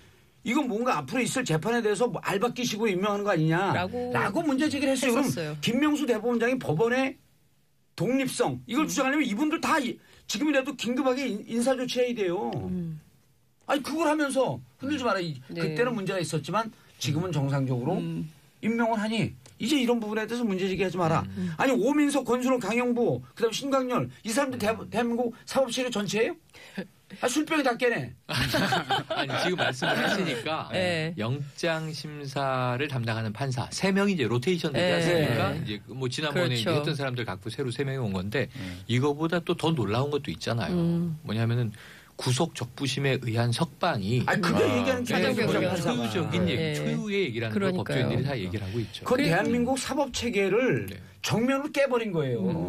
저는 이제 김동진 부장판사와 관련해서 아니 판사가 판결로 얘기하지 왜 페이스북에다가 개인을 의견을 올리고 그러냐 이 자체가 정치행위다 이렇게 비판을 하고 있어요 보수 쪽에서는. 근데 제가 무슨 김동진 판사를 편들 생각은 전혀 없지만 그러니까 이분이 원세훈 재판 때도 문제 제기를 했어요. 대한민국의 법치주의는 죽었다라고 이제 법원 내부 그 코트란넷에 네. 올려가지고 그때도 논란이 돼가지고 그땐 지로기마 얘기한 사람 아니죠? 그렇죠. 지로기마 얘기한 아, 사람이에요. 그분이요? 이분이에요. 오. 그래서 당시에 그 얘기를 하면서 법원에서 징계받았어요. 정직 2개월. 그래요? 예. 네. 그때 근데 뭐냐면 그때 문제 삼았던 게 왜 원세훈에서 국정원법만 위반이냐. 선거법도 당연히 네. 유무죄 다퉈야 된다. 그리고 유죄일 가능성이 높다라고 이분이 얘기했었거든요. 네. 결국 뒤집어서 생각해 보면 이게 이게 맞은 거예요. 맞은 얘기를 한 거예요, 이분이. 정직 무효 소송 해야 돼요. 그러니까요. 아니 쫙쫙 나가야 돼요. 왜냐하면 그러니까요, 그때 예. 이분에게 징계를 주었던 네. 그 양승태 대법원장은 법원의 블랙리스트 만든 사람 아니에요. 그렇죠. 그리고 이분이 그때 뭐라 그러냐면 나를 이런 걸 가지고 자꾸 좌익 판사라 그러는데 난 좌익 판사 아니다. 법치주의 입각해서 판단을 해보니 이런 결론이 나온 것이다라고 얘기를 한 거예요. 근데 결과적으로는 선거법 관련해서 원세훈이 어떻게 됐어요? 또 4년이요. 그러니까요. 3년도 올라가고. 저는 그래서 이런 얘기를 흘려들으면 안 된다고 생각해요. 맞아요. 네. 이런 얘기한다고 우리들도 좌파 방송이라는 사람이 있어요. 우리는 헌법 정신에 기초한 방송윤리심사위원회에 기초한 그 심사위원회 아주 객관적인 얘기, 객관적인 합리적인 방송을 하는 거예요. 아니 김동준 이분이 문제 제기한 걸 갖고 같이 분노하지 않으면 대한민국 국내에서 자격이 없어요. 왜 분노하네요 두 분은? 아주 굉장히 저도 동감을 하고 있고요. 저 지금 막 이렇게 온도가 올라오고 있는 거 안 보이시는 화가 나요. 저는 저 분노 안 했는데 자꾸 분노했다 그러세요. 아니 분노했어요? 이런 거 갖고 그 유시민 그 항소 유서 있잖아요. 족을 사랑하지 않는 사람은 분노도 모두 없다 그러잖아요. 아 근데 법원이 성역이 아니잖아요. 그러니까 그럼요. 일반 국민들이 충분히 얘기할 수 있고 거기에 대해서 문제 제기를 자유롭게 할 수 있는 그런 영역인데 상식을 하나의 제도로 만든 게 법이에요. 그렇죠. 그렇죠. 많은 사람들이 이제 느끼고 공감하는 그런 체제가 법인데 그걸 가지고 얘기를 하지 못하게 하고 뭐 성역이라 이렇게 테두리를 쳐버리면 그럼 우병우는 또 빠져나가네. 만약 이번에 우병우 또 빠져나가면요. 이젠 촛불 들고 그 법원 앞으로 가야 돼요. 그러잖아요. 아니 그 세 명이 뭐 대한민국 대통령이에요? 왕이에요? 자기들이 결정하면 아무도 항의 못하게? 항의 자체를 아니 못하게 대통령이야말로 항의와 네. 비판을 수시로 열고 지금 있는데, 받고 있죠. 열고 네. 있는데. 아니 신강렬 부장판사 예. 물어봐야 돼. 당신이 무슨 자격으로 이제까지 한 번도 보지 못한 그런 구속 적부심으로 왜 석방했냐? 예. 저는 이제 좀 있으면 대형 사고 터져요. 왜 김관진을 왜 풀었는지 전 다 알거든요. 정말요? 그럼요. 그 얘기를 해주셔야 돼요. 김관진은 사이버 아니에요. 사이버. 사이버 사령부가 문제가 아니라 더 큰 빅 핸스가 있어요 뒤에. 그럼요. 그리고 남아서 취재해야 되겠다. 그리고 우병우 입장에서 보기에는 이석수를 후진 사람으로 봤거든요. 이석수가 18기, 네. 81학번 대학교 3년 선배, 네, 18기고 그렇죠, 그렇죠. 우병우 19기인데 이석수라는 사람이 얼마나 고등학교 때나 대학교 때 사람들한테 존중을 받았냐면 그 말죽거리 잔혹사 있잖아요. 네. 그 유하 감독이 만들었잖아요. 그렇죠. 유하 감독이 처음 시작하는 대목에 그 반에 반장이 일어나서 차렷 경례하는데 그 사람 이름이 이석수예요. 실제로 극 중에서 유하 감독이 가장 본받고 싶은 롤 모델이 이석수예요. 동기동창. 창문고. 이건 몰랐네. 창문고. 나만 알아요. 그래서 그때 당시에 검사들이 말죽거리 잔혹사 다 봤어요. 그래서 이석수 보러 저 갔다고. 말죽거리 잔혹사 재밌게 봤는데 이석수는 예. 기억이 안 나요. 아니, 권상우만 봤지 그러니까. 이석수를 못 봤네. 2학년 5반 21번. 권상우만 봤지. 아니, 이석수는 못 5반 봤네. 21번. 비중 있는 역할은 아니고 이정진이나 권상우 그런 역할이 한 아니라 번 나왔다 사라져요. 그냥 인사 그래요? 저런 사람이 반듯한 반듯한 반장. 반듯하고 네. 그리고 금수저이라고 누구한테 청탁도 안 받아. 야. 알겠습니다. 이용옥 봉도사님 멋지다. 속이다 시원하네. 크크. 송정근 봉종 화이팅. 화이팅. 아니 그래서 잘못한 거 갖고 분노하라고 우리가 방송하는 거 아니에요? 그렇죠. 그렇죠. 자 다음 이슈는 장윤성 기자님. 우리 작가들 빨리 넘어가래요. 예, 시간이 많지 않아가지고 빨리빨리 넘어가겠습니다. 홍준표 자유한국당 대표 얘기를 좀 해요. 왜 웃으세요? 홍준표 대표 얘기만 하면 안 웃으세요. 그래서 넣었어요, 저도. 재밌어서. 이제 총선이 많이 남았어요, 아직도. 근데 이제 준비를 좀 하시는 것 같은데 올 연말까지 현재 공석인 대구 달서병. 그리고 대구 북구을 당협위원장에 도전하겠다. 그러니까 대구 누가요? 지역의 한 언론사가 홍준표 대표가 홍준표 대표거든요, 지금 자유한국당. 진짜 근데 정신- 원외 전 대표잖아요. 경남지사 원외 아니고 대표. 원외 대표기 때문에 이 도전을 하겠다. 한 이제 대구 지역의 언론사 초청 강연에서 이런 얘기를 해서 대구 지역이 발칵 뒤집혔습니다. 준비하고 있던 사람들 있잖아요. 당협위원장 내가 하려고 대구 어디 당협위원장이요? 달서병 북구을 지금 두 그 개가 대구 전체에서 재보궐 예정지.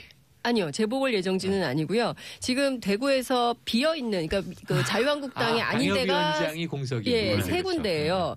하나는 지금 달서병은 어디냐면은 한국당 탈당해가지고 대한애국당 창당하신 조원진. 분 있어요. 조원진 의원 지역구가 달서병이고요.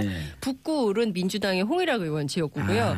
그다음에 수성갑은 김부겸 장관 지역구예요. 그러니까 이제 지금 김부겸 장관 좀 어려울 것 같으니까 둘 중에 한 군데 들어가서 구경하겠다라는 것입니다. 김문수 꼴라고 지금 싶나 진짜. 모르겠어요. 근데 어찌됐든 지금 친홍파 사이에서도 미치겠다 진짜. 어떻게 저렇게 도저히 가늘고 길꽉 차까지 하고 싶은가 그거를. 도저히 못 말리겠다. 이런 거죠. 그러니까 내년 신혼파는 있어요? 몇 명 있죠. 몇 많이 안 되는 거 제가 확인한 건 한 명인데 어쨌든 예 지금 어찌됐든 내년 선거를 원내대표 선거를 앞두고 좀 모여 있는 상황이니까요. 그렇죠. 근데 이제 당내에서 이런 얘기가 나와요. 내년 지방선거 앞두고 당 대표가 당을 위해서 선당 후사. 예? 그 희생과 헌신을 해야지 이렇게 너무 편한 데만 찾아가는 거 아니냐. 부산이나 수도권 차라리 본인 이제 동대문 했었잖아요. 4부의 보수의 품격 정도원 정태근 의원 시간에 이 네. 주제가 없는데 이거 좀 물어봐야 되겠어. 이거 물어보셔야죠. 너무 궁금해. 심리가 네. 분석이 안 돼요 이게. 그러니까요. 그래서 너무한다라는 얘기가 당 내부에서 계속 나오고 있고요. 대구는 너무한 거 아니냐. 좀 험지로 가야 된다. 최소한. 광주?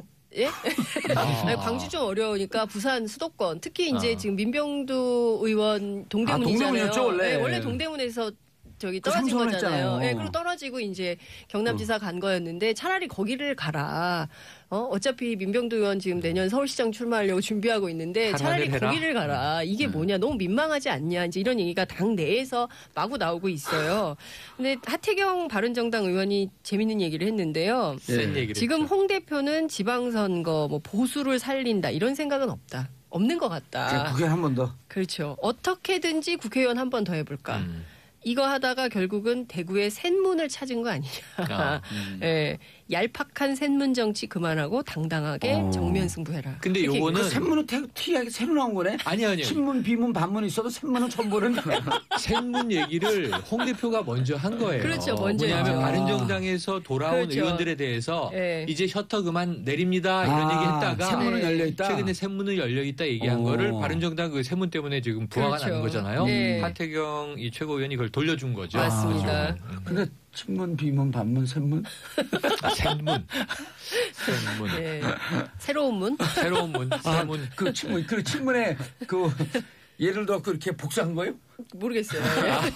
새로운 문, 샘문. 네. 근데 하여튼 정치권 내부에서는 진짜 뭐야 저게 뭐 이런 비판이 굉장히 아니 많이 원래 이거 당 보수의 내부에서. 품격이 주제 없거든요. 네네. 이거 물어보는데 찬성하는 분들 손 아니, 전 들어보세요. 찬성이죠. 찬성이에요. 물어봐야 찬성. 돼요. 어쩌면 아니 이분들이 정확히 분석할 것 같아. 네. 저는 가면서 차에서 듣겠습니다. 네. 뭐라고 하시는지. 그렇죠. 예, 아니 다 가면서 차로 안 들어도 돼요. 네. 팟빵에서 또 다시 듣게 하면 돼요. 실시간으로 들어야지 생생하죠. 그렇죠. 그래서 네. 생생해요. 네. 지금 두근두근하네요 네. 벌써. 꼭 물어볼게요. 두 분. 제가 보기엔 정두원 의원님 세게 얘기하실 것 같아요. 아니, 정도원 의원님은 재밌게 얘기하고 네. 정태근 의원은 또 잘 분석하는 거. 아 그래요? 야 진짜 징그럽다 근데 징그러워. 그만 좀 해라. 자 끝나지 않았는데? 네. 다음 뉴스. 예. 4분 있어요. 요거 짧게 또 제가 항상 짧잖아요. 마지막에 항상 이렇게 말씀드리는데 이제 저희 이전에 파리바게뜨 제빵 기사분들이 이제 네네. 직접 고용 관련해서 이제 한번 소식 전해드린 적이 있었어요. 그랬죠. 네. 고용노동부에서 정한 시한이 내일입니다. 그래서 이제 뭐 협력 업체를 통하지 말고 파리바게뜨 본사가 직접 제빵 기사분들을 고용을 해서 채용을 해라, 일을 시켜라, 뭐 이런 식으로 이제 명령을 내렸죠. 그래서 만약에 시정 명령을 따르지 않으면 530억 원 과태료랑 파견법 위반으로 이제 위반 혐의로 이제 처벌을 받게 되는데 이제 그게 내일이에요. 내일까지 이제 결론이 나야 되는데요.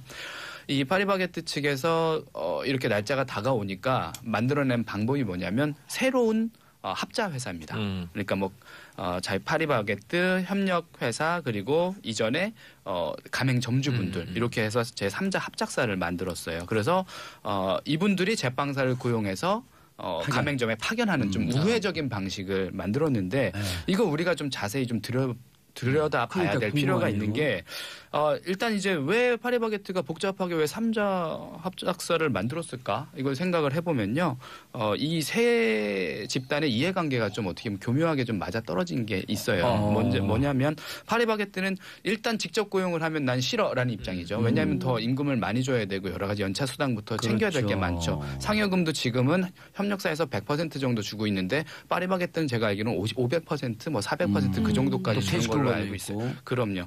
그러니까 여러 가지로 어려워서 우린 당연히 싫다라는 게 파리바게뜨의 입장이었고 이제 가맹점 측은 우리가 좀 생각을 해보면 가맹점주분들은 어차피 계속해서 이 임금 후원금 쪽으로 보조금 쪽으로 계속해서 본사에 돈을 주고 있었으니까 만약에 우리가 상식적으로 보면 파리바게뜨가 그냥 고용을 하면 좋겠다라고 생각을 하잖아요. 근데 이제 가맹점주분들은 또 그렇지가 않대요. 왜냐하면 이게 말 그대로 본부와 가맹점이란 그 일종의 종속 관계이기 때문에 어떤 식으로든 이렇게 되면 그 파리바게뜨가 자기네들이 나가는 그 임금 보전분을 가맹점주들에게 전가할 것이다라고 지레 겁을 먹고 있는 거예요. 우려를 하고 있는 겁니다. 갑을 관계죠. 이제까지 계속해서 그런 식으로 이제 구조가 짜여져 왔기 때문에 이분들은 거기에 대해서도 환영을 하지 못하는 거예요. 그럼 이중으로 지불해야 되는 상황이 올 수 있다. 맞습니다. 네. 더 갑질이 심해질 것이다라고 우려를 하고 있는 거 죄송합니다. 그리고 협력업체는 당연히 회사가 사라질 판이니까 3자 합작사라도 만들어야 된다라는 입장이니까 거기서 찬성을 해서 이제 세 주체가 모여서 이제 합작사가 만들어진 거예요. 여기에 대한 제빵사들은 뭐라 그래요? 제빵사분들이 이게 계속해서 이런 보도가 나올 거예요. 왜 70%가 우리는 그 파리바게뜨 직접 고용 원치 않는다. 우리는 합작사로 들어가고 싶다라고 서명을 했다는 보도가 계속해서 나오고 있습니다. 파리바게뜨 측에서 계속 이걸 강조를 해요. 근데 이 부분에 있어서도 여러 가지 논란이 있어요. 왜냐하면 노조 측에서 알아봤더니 이분들이 이제 그 협력사들이 와서 그 제빵 기사분들을 여러 가지 회유를 한다고 합니다. 여러 가지 좀 말도 안 되는 그런 것들이 현재 이제 상여금을 100%에서 이쪽 3자 회사 상생 회사로 오면 200%로 올려주겠다. 어쨌든 더 올려주겠다. 임금을 더 올려주겠다. 그리고 너네들이 만약에 파리바게뜨 본사로 채용이 되면 아마 계약직으로 갈 가능성이 크다. 정규직이 될 가능성이 별로 없다. 그리고 파리바게뜨 본사에서 훨씬 더 많은 업무를 줄 것이다. 그리고 근속 연수도 이제까지 일했던 연차 있지 않습니까? 이거를 인정 안 해줄 것이다. 이런 식으로 계속해서 협박하고 여러 가지로 이렇게 좀 가만히소리 같은 걸 하는 거죠. 이렇게 하다 보니까 이분들이 서명을 하긴 했는데 노조 측에서 얘기하는 건 이거예요. 이분들이 일단 어쩔 수 없이 서명은 했지만 나중에 그걸 철회하겠다는 의사도 지금 한 200명 정도가 계속해서 내고 있다. 이렇다 보니까 이거는 뭐 정상적인 루트가 아니다라고 말씀을 하고 있어요. 알겠습니다. 회유와 협박. 이 기사는 계속 추적을 해야겠네요. 네, 맞습니다. 예, 알겠습니다. 최영일 평론가님, 박기훈 기자님, 장윤선 기자님 인사하시고요. 네, 고맙습니다. 자, 저는 광고 듣고 4부 보수의 품격으로 돌아오겠습니다. 채널. 자, 4부 보수의 품격 들어가기 전에 공개방송 안내 말씀드립니다. 12월 15일이죠. 금요일 오후 2시. 15일 금요일 오후 2시 목동 SBS 1층 락 스튜디오 주준우 기자, 김용민 PD, 안민석 더불어민주당 의원과 함께합니다. 방청 신청은 문자로 샵 1035 짧은 건 50원 긴 문자 100원. 간단한 신청 이유와 함께 보내주시면 당첨된 분들에게 개별 연락드리겠습니다. 자, 4부 보수의 품격 시작합니다. 자, 함께 하실 분 할만한다. 나라 걱정하는 돌직구 정종 브라더스 정도원 의원님. 네, 안녕하세요. 예, 정태근 의원님. 네, 안녕하세요. 예, 제가 3부에서 예고를 했어요. 오늘 주제는 없지만 너무나 잘 아실 전문 분야 홍준표 대표가 자유한국당 대구 달서병 북구을 당협위원장에 도전하겠다. 네, 역시 홍준표다운 뻔뻔함, 비겁함 이런 거 보지 못했죠, 한 번도. 왜요? 옛날에 저기 박근혜 전 대통령한테도 제가 지역구를 서울로 옮기라고 그런 적이 있어요. 근데 그거 다 안 옮기더라고요. 또 유승민 저 바른정당 대표한테도 그때 이제 한참 뭐 시끄러울 때 서울로 옮겨서 당당하게 전국적인 지도자가 되라. 근데 거기 있는 사람들은 그 편안함에 그 젖어가지고 또 이렇게 TK 패권주의 이런 거에 또 젖어서 안 올라 그러더라고요. 근데 이제 홍준표 역시답게 편한 길로 이제 가겠다는 건데 이게 당 내에서나 당 밖에서나 다 이제 우습게 알잖아요. 그러니까 홍준표 대표는 지금 문재인 정부나 여당의 효자 노릇을 단단히 하고 있어요. 야당 대표가 저렇게 맨날 밉상스러운 일만 하고 있으니 얼마나 효자입니까? 홍 대표가 사자성어를 좋아하시는데 아마 그 선당구사를 잘못 이해하고 계신 것 같아요. 홍준표 대표는 선당, 먼저 당권을 먹은 다음에 후사, 후에는 내 마음대로 한다.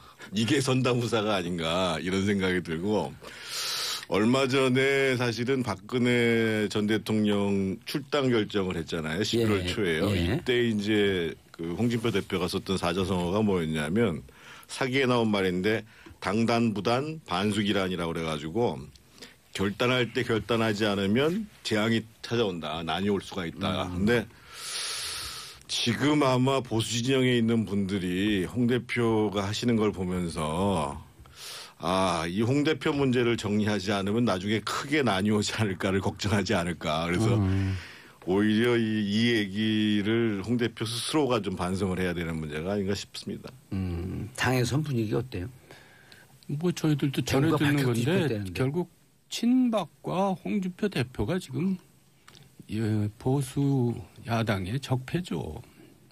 그분들이 지금 톡톡히 그 노릇을 하고 있는데 그 문제가 정리가 돼야지 보수당이 이제 안정을 찾을 겁니다. 근데 친박 때문에 그러는데 실제로 친홍이라고 할 수 있는 의원들이 많다고 보기 어렵거든요. 예. 그러니까 사실은 이제 이번에 원내대표 형성 같은 경우도 김성태 의원이 이제 오히려 그 김무성 대표하고 가까운 이제 나가잖아요. 예. 근데 아마 이제 친박 문제가 남아 있어서 그런데 아마 이런 식의 정치를 계속하시면 아마 친박 문제가 어느 정도 정리가 되고 나면 입지가 없어지지 않겠는가 이렇게 봐야 되겠죠. 입지가 없어지니까 대구 갖고 지역 위원장이 그런 뜻인지도 모르겠습니다. 아니 그리고 세 군데가 비어있다는데 또 그 누구죠 그 김부겸 의원지요. 네. 거긴 또 불안한지 거긴 거명을 또 안 했더라고요. 그러니까 당당하게 그쪽으로 간다고 그러면 그나마 조금 면이 서는데 예. 역시 얄팍해요. 참 이거 보수의 품격에서 다루기에는 참 깝깝한 알겠습니다. 주제입니다. 이 품격이 없는 알겠습니다. 분이어가지고. 문정부 첫 예산안 법정 시한 처리 무산. 이 부분에 대해서 좀 비판적 관점으로 좀 들여다보겠다. 자 예산 이야기 12월 2일 처리 시한인데 이게 법적으로 어떻게 된 건가요? 12월 2일까지 무조건 처리하라고 그렇게 되어 있는 거예요? 그러니까 저기 헌법에 정해 있죠? 아닙니다. 국회법에 국회법에 정해져 정해 있는 있나요? 거고요. 예.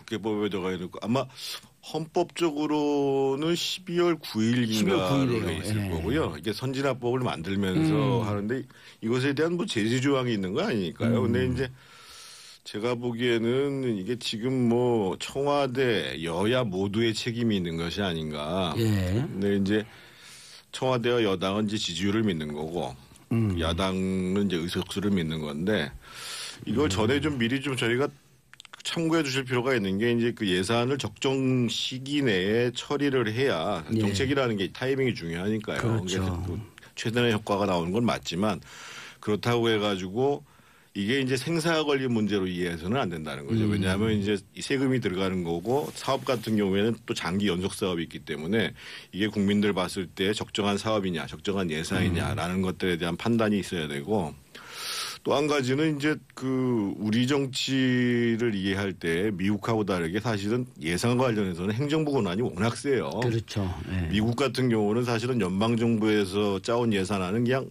참고 사항이거든요. 의회가 다 결정을 하거든요. 근데 우리는 이제 이 박정희 정부 시대 이래로 오랫동안 관료를 중심으로 해서 예산들이 왔기 때문에 그래서 이제 국회에서 논란이 벌어지면 상당히 국민 여러분들이 걱정하시는데 그럴 문제는 아니다. 다만 이제 정략적 예산 심사는 반드시 막아야 되는 거고 또 미래를 내다보지 못하는 예산 심사도 문제가 있는 거고 이런 관점에서 봐야지 여야가 논란을 하고 있는 것 자체를 가지고 걱정하실 필요는 없다 이런 생각입니다. 아니 근데 저는 이제 처리 시한 문제를 그렇게 가볍게 볼 일이 아니라 법적으로 정해져 있잖아요. 예. 처벌정이 없다 하더라도 그러니까 국회, 법을 만드는 국회 그리고 법을 집행하는 행정부가 법을 안 지키니까 누가 이게 지키라겠어요? 그 국가 기강이 이제 무너지는 거죠. 나는 그런 의미를 너무 가볍게 생각하면 안 된다고 생각해요. 그 예산과 관련해서는요, 사실은 이 정치권만 그러는 게 아니라요, 부처도 마찬가지. 제가 현역 의원 당시에 지금 이제 예를 들면 국회에다가 보고하는 시점들이 있잖아요. 예. 이런 부분들 그리고 이제 법률안 같은 거 제출할 때 얼마 이전에 제출하도록 했는데 그런 걸 많이 어겨왔거든요. 그래서 앞으로는 사실 우리 정돈 전 의원님 말씀하신 것처럼 그 스스로가 스스로에 대해서 이 벌점을 체크해가는 방식으로 해서 이 그 가급적 예산을 비롯한 여러 가지 이제 법률적 절차에 대해서 지키는 것이 타당하죠. 예. 자, 그런데 그 선진화법이 도입이 되고 나서 시간을 지키려고들 노력을 해요. 이게 이제 제재 조항이 없다 그러는데. 근데 국회의원들이 또 안 지키려고 해도 별 도리가 없는 거예요. 아니죠. 그 선진화법의 의미는 다른 게요. 2일까지 이제 협의가 안 되면 예. 정부 안을 이제 올려서 그걸로 표결을 하도록 돼 있는 겁니다. 그러니까 시한만 안 지킨 게 아니라 지금 그 법 자체의 본질까지도 안 지켜버린 거예요. 그때까지 안 되면 무조건 올려서 예. 정부안을 표결에 잊어버리고. 예. 그런데 정치적 사정이 존재를 하는 거예요. 이게 집권당이 다수당일 때는 아무 문제가 안 돼요. 예. 정부 원안이 올라가면 과반수로 통과시켜버리는 그렇죠. 근데 거니까. 집권당이 소수당이니까. 집권당이 소수당이니까 올리지를 못하는 거예요. 아니 올리면 자동 부결하니까. 부의가 됐는데 올려갔어요. 근데 국회의장부터 지금 그걸 다 무시해버린 거예요. 아니, 그러니까 표결을 하면 부결이 되니까. 네, 글쎄요. 부결되면 어떻게 되는 거예요? 그리고 이제 준예산 편성해야죠. 그러니까 이제 법정 비용만 이제 예년에 준해서 이제 그냥 집행하면서. 아니, 그 이후에 이제 다시 예산안을 만들 수 있겠죠. 준예산 편성하고. 근데 그럴 바에야 그러니까 기존 정부 예산을 가지고 그 국회에서 이제 수정 예산을 만들어 통과시키는 게 좋겠다라고 판단을 한 거니까 이제 지금 상정을 못 하게 된 거죠. 그런데 이제 아까 그 장윤성 기자가 김태년 의원 통화를 해봤더니 오늘 통과될 것이다. 자, 그렇게 되면 지금은 계속 물밑 협상을 하잖아요. 네. 오늘 뭐 어떻게 하나요, 10시 반부터 만나가지고 결국은 이제 뭐 쟁점이 알다시피 공무원 증언 문제하고 최저임금 그 이제 중소기업 보조 하나하고 이제 소득세 법인세 문제인데 저는 이제 왜 이런 정치력 부재 현상이 나타났냐면 착시 현상 때문에 나타났다고 생각해요. 그러니까 지금 대통령 지지율이 70%를 상회하잖아요. 그렇죠. 근데 실제로 국회는 여소야대란 말이에요.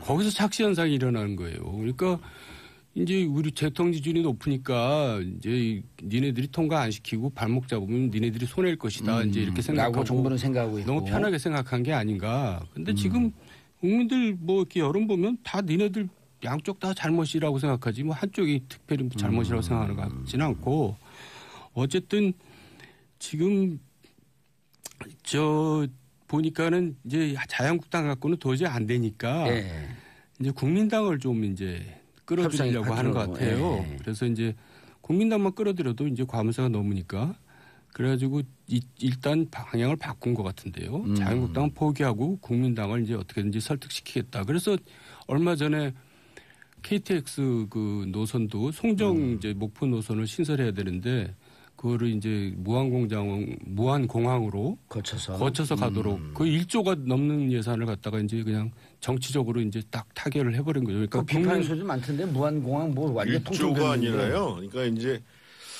사실은 이런 문제가 예산심의 핵심으로 다뤄줘야 되는 문제인데, 그러니까 이제 KTX를 무한공항을 거쳐서 가는 공사는 한 2조 4천억이 들어요. 그래서 이제 그동안에 기재부에서 계속 주장했던 내용은 한평에서 지선을 연결하는 걸로 해결하자. 그런데 그게 1조 원이 차이가 나는 거예요.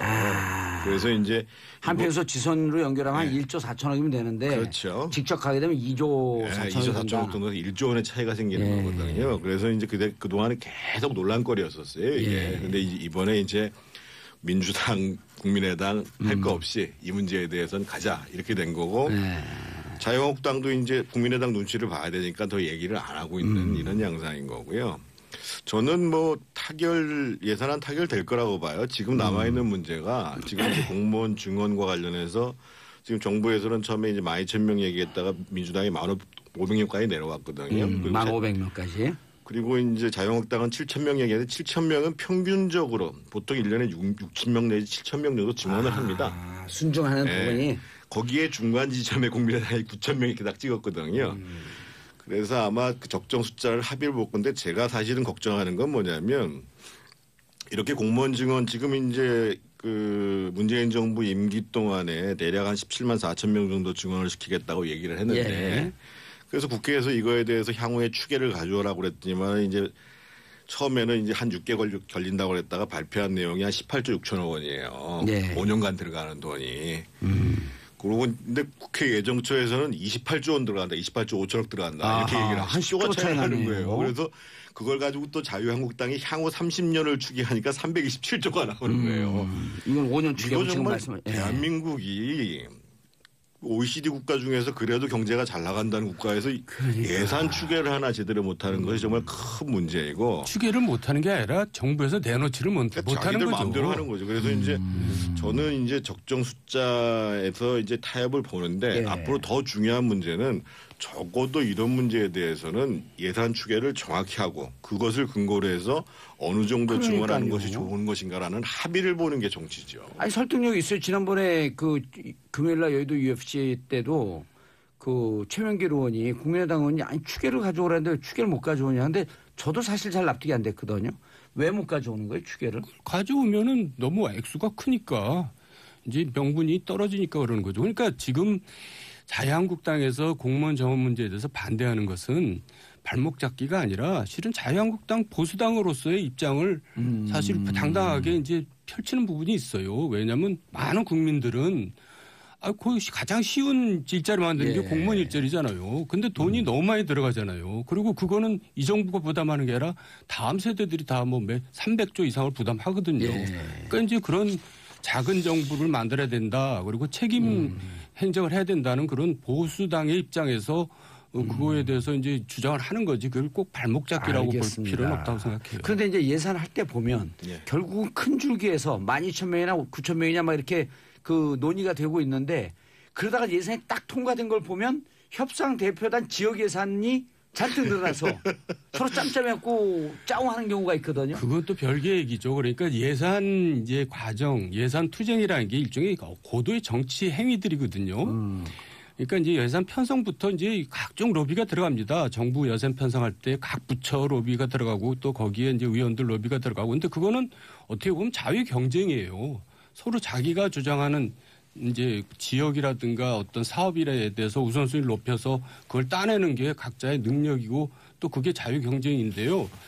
이제 그런 일이 쭉 벌어지다가 다 좋아요. 또 예산 이제 각 상임위에서 예산위원회에서 심의를 하고 또 예결산위에서 심의를 하고 그래갖고 절차가 이루어져서 이제 어쨌든 여러 가지 복잡한 과정을 이제 거쳐서 정해지는데 마지막 개수조정소위에서 이제 완전히 개판이 돼버리는 거예요. 거기서 이제 완전히 그동안에 만들어진 거는 다 어디 가고 거기서 이제 고도의 뭐 이제 거래들이 이루어지는 거예요. 쪽지 예산. 쪽지 예산이 들어오고 거기서 이제 뭐 소위 말해서 속된 말로 끝발순으로 이제 나눠주기가 뭐 이루어지죠. 그러니까 그런 거 좀 구체적으로 얘기해서 그게 국민들 제일 궁금해. 뭐 예산위원회가 있고 예산심의위원회가 있고요. 그다음에 예산결산위원회가 있고요. 예산결산위원회가 있고. 보통은 각 상임위원회에 예산 소위가 있고 그래서 상임위를 거쳐서 예산이 올라오는데 전체 심의를 하는 게 예산결산위원회인데 그중에 예산 소위가 있고 예산 소위 중에서도 또 개수조정 소위가 딱 또 축소돼서 있는데 개수조정 말은 그 숫자 조정하는 거죠. 그래서 저는 그것이 이제 불가피한 측면이 있긴 하지만 그리고 또 지금 얘기하는 것처럼 협상이고 이제 경쟁일 수 있는데 어떻든 분명하게 누구에 의해서 예산이 증액됐는가라는 것 또 감액됐는가를 기록으로 남겨서 나중에 우리는 결산이라는 걸 참 엉터리로 하거든요. 잘 안 하잖아요. 그래서 지금 미국 의회가 센 예산과 관련해서 센 이유는 뭐냐면요. 의회 내에 회계감사국이 있습니다. GAO라고 그래가지고 감사원 우리나라 감사원에서 하는 회계감사를 미국 의회가 하고 있습니다. 그래서 사실은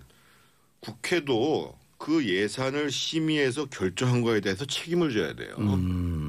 정부만 사업 집행을 잘못했다고 얘기하는 거예요. 왜냐하면 예산에 대한 최종 결정권은 국회에게 있기 때문에 그래서 저는 뭐 그것이 쪽지 예산 바람직하지 않죠. 하지만 나중에 협상 과정에서 끼워 맞추는데 분명히 기록을 남기자 이거예요. 누구에 의해서 된 예산인지. 그래서 그것에 대해서 저는 책임을 물어야 된다고 봐요. 근데 재밌는 건요. 이 이제 특히 공무원들 예산실장 뭐 이제 예산 담당 차관 이제 이런 분들이 고차 방정식을 풀어내는 거예요.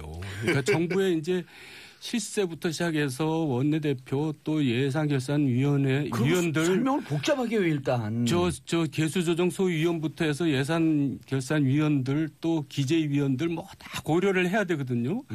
진짜 이건 뭐 거의 백차 방정식에 해당되는 건데 그 백차 방정식을 풀어내는 거예요. 이 사람 요만큼씩 주고 이 사람 요만큼씩 입막음하고 주고 하면서 그래가지고 그거 잘해가지고 결국 국회의원 된 사람들 굉장히 많아요. 지금 현재 국회의원도 와 있고. 예결위 출신으로서. 예산실장 출신으로서. 기재부 출신으로서 국회의원들이 많이 있지요. 왜냐하면 그 과정에서 이제 거래를 하면서 이제 눈에 띄는 겁니다. 뭐 여야 원내. 실력도 있고요. 예산에 관련해서. 그러니까 그 사람들은 머리가 거의 천재 수준이죠. 예산에 대해서. 특히 그 다 고려를 해요. 이 사람이 어느 정도 힘을 갖고 있다. 거기에 맞춰서 요만큼 주고 요 사람은 요만큼 주고 하여간. 아니 제가 현직에 있을 때 교육위였었거든요. 교육위에 이제 순중 예산이 2천억짜리가 들어온 거예요. 그래서 이제 우리가 그 당시 이제 참여정부가 실세예요. 근데 그래갖고 끊었거든요. 그랬더니 그냥 순순히 후퇴하더라고. 나중에 보니까 있어요 예산이. 이게 예결이 갖고 개수 조정해서 쑥 쪽 주는 건 끝나는 거예요 그게. 그런 경우 많이 있죠. 깜짝 놀라 우리가 손을 댈 수가 없어.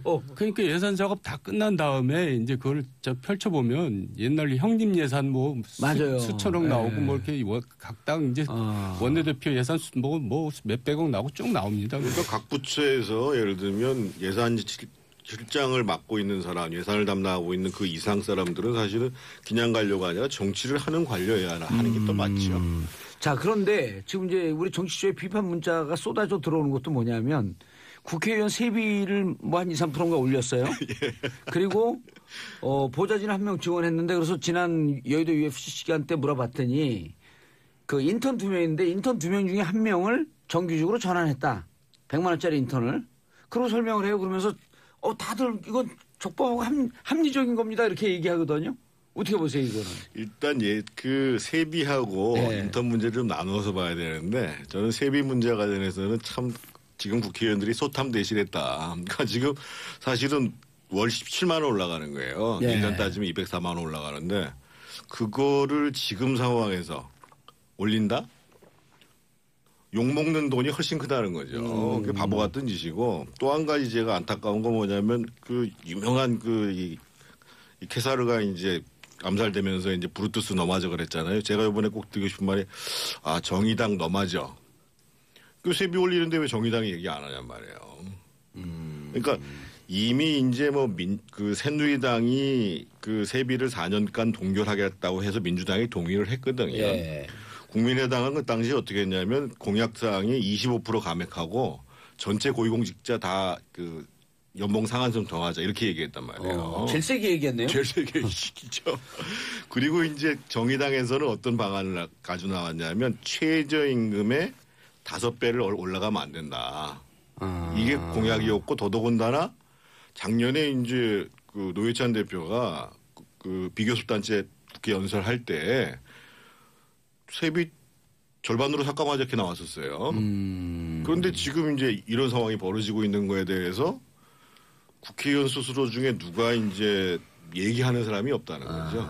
오히려 의원 보좌진 문제와 관련해 가지고는 아마 그때 표결을 할 때 그 동의가 한 70%뿐이 안 왔던 모양인 것 같아요. 그래서 보좌진 문제는 저는 사실은 그럼 인턴을 하나 줄이는 게 맞다고 봐요.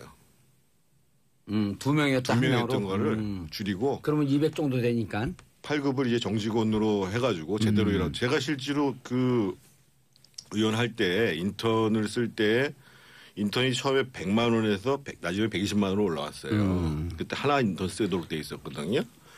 그래서 그 사람을 가지고 일을 제대로 시킬 수가 없어요. 그래서 제 사비로 처음에는 150 나중에 200 맞춰주고 일을 시켰고 그 친구가 지금 국회에서 그다음에 뭐 제가 의원 떨어졌으니까 다른 의원실에서 지금 비서관으로 일을 잘하고 있어요. 근데 우리가 또 하나 이제 잘 모르고 있는 게 국회 사무처라는 데가 있습니다. 예. 국회 사무처에는 아주 많은 인원이 있어요. 예산정책처가 있고 입법조사국이 있고 국회 도서관이 있고 진짜 꽤 많아요. 그거 왜 있냐면 국회의원들을 보좌하고 있는 겁니다. 그러니까 그거를 잘 활용을 해야 되는데 잘 안 해요. 그거는 그거대로 또 보좌진은 보좌진대로 이제 따로 생각하는 거죠. 저는 제가 있을 때는 국회 예산처를 굉장히 잘 활용을 한 편이에요. 예정처가 아주 중요해요. 그러면은 보좌진 몇 역할을 할 수가 있거든요. 그리고 어쨌든 제가 국회의원도 했지만 지금까지 국회에서 법을 개정하는데 현역 의원한테 손해보는 법을 개정하는 거는 내가 본 적은 없어요. 저도 거기 책임에서 다 이럴 수 없지만은 선거법만 해도 예. 항상 현역한테 유리하게 선거법을 개정하고 뭐 그러지. 그러니까 그 부분은 서로 그냥 뻔뻔하게 그냥 가는 겁니다. 이러다가 또 며칠 욕 먹고 끝나지 뭐 이러고 갈 텐데 사실 또 그거를 국민들이 기억해뒀다가 거기 앞장선 사람들이 누구냐 해가지고 그 다음 선거에서 떨어뜨리지 않는 한 그거는 바뀌기가 힘들 것 같은데. 세비 올라간 건 이제 끝난 건가요? 예산이 아직 통과 안 됐잖아요. 이번에 같이 통과시키는 거죠. 그러니까 지금 의원들은 이제 국회 사무처에서 정부 예산 편성 지침에 따라서 2.6% 올렸으니까 올렸다 이렇게 얘기를 하는데 저는 지금 사실은 그 최저임금 때문에 지금 3조 원을 지금 이제 지원해 주잖아요. 그러면 이럴 때는 국회의원 포함해서 5급 이상 정부 고위직들 다 세금 동결하자. 임금 동결하자. 이렇게 정치권에서 얘기해주면 아마 국민들이 엄청나게 박수칠 거예요. 근데 이제 그거 뭐 200만 원 이제 연 200만 원 올라가는 거를 딱 챙기려고 그러다가 이제 야단 맞은 지금 현재로 OECD 국가 중에서 1인당 국민소득 대비 우리 국회의원 세비는 일본, 이탈리아에 이어서 3위다. 맞습니다. 높은 거예요? 높죠. 싱가포르는 더 높잖아요. 싱가포르 OECD 국가 아닌가? 아니 국민 소득 대비 소득 대비. 네, 그러니까 거기 한 1인당 7만 불 정도 GNI를 하니까. 대비했을 때 그렇게 된다 이거예요. 진위계수를 봤을 때 가장 높다.